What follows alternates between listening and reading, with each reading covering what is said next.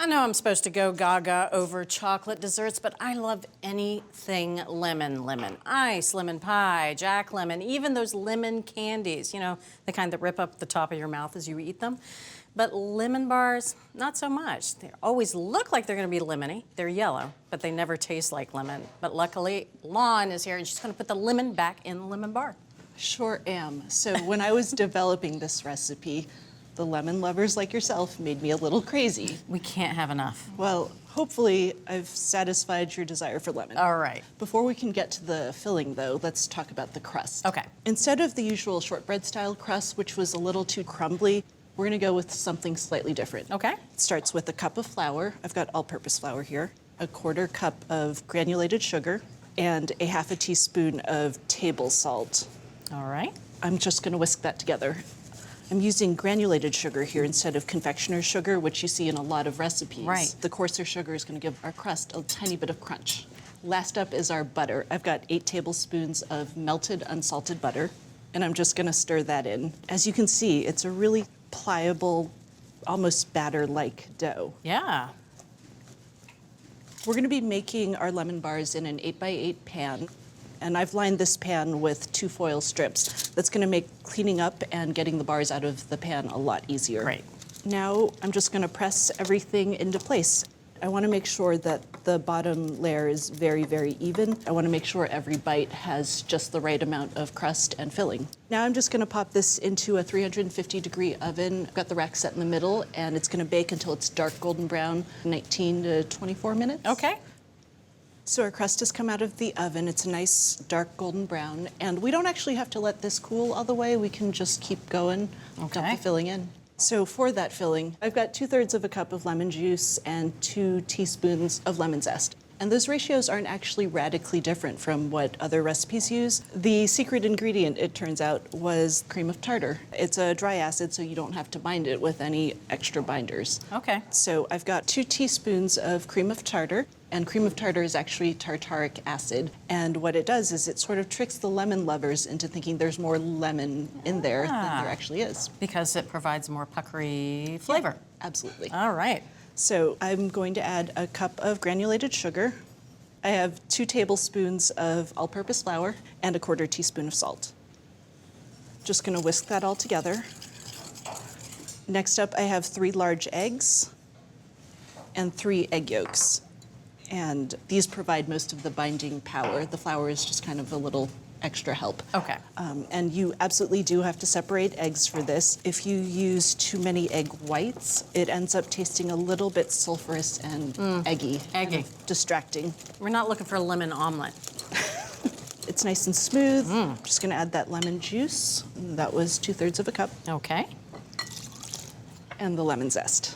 Just gonna whisk that all together.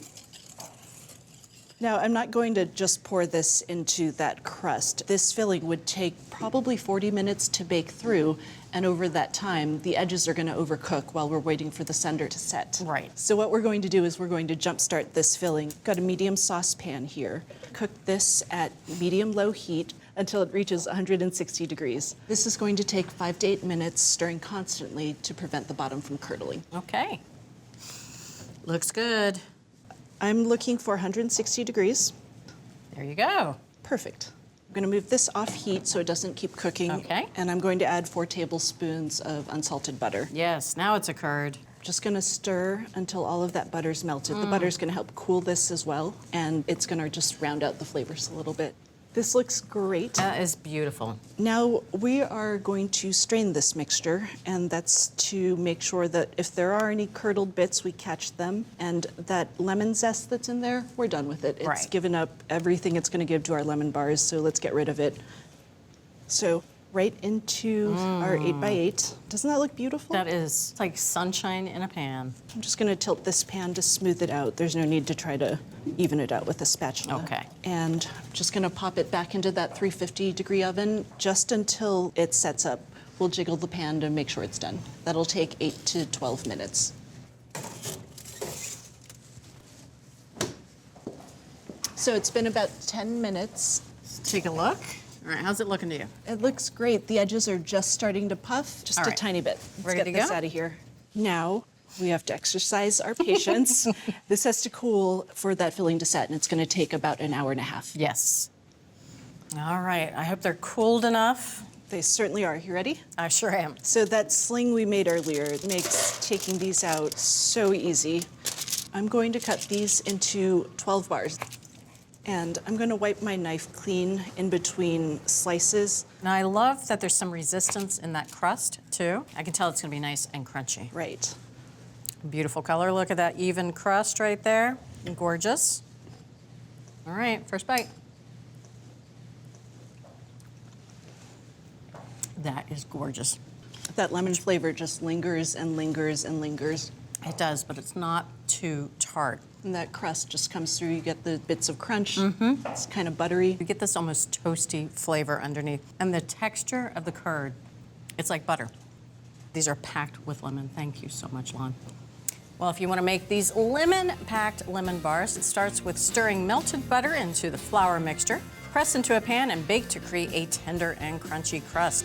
Cook lemon juice, zest, and a little cream of tartar, our secret ingredient, along with eggs on the stovetop. Pour over that crust and then finish in the oven. Cool, slice, and devour as fast as possible. So from our test kitchen to your kitchen, a true lemon lover's delight. Believe me, the best lemon bars. I'm speechless. Thanks for watching America's Test Kitchen. What'd you think? Well, leave a comment and let us know which recipes you're excited to make, or you can just say hello. You can find links to today's recipes and reviews in the video description. And don't forget to subscribe to our channel. See you later. I'll see you later.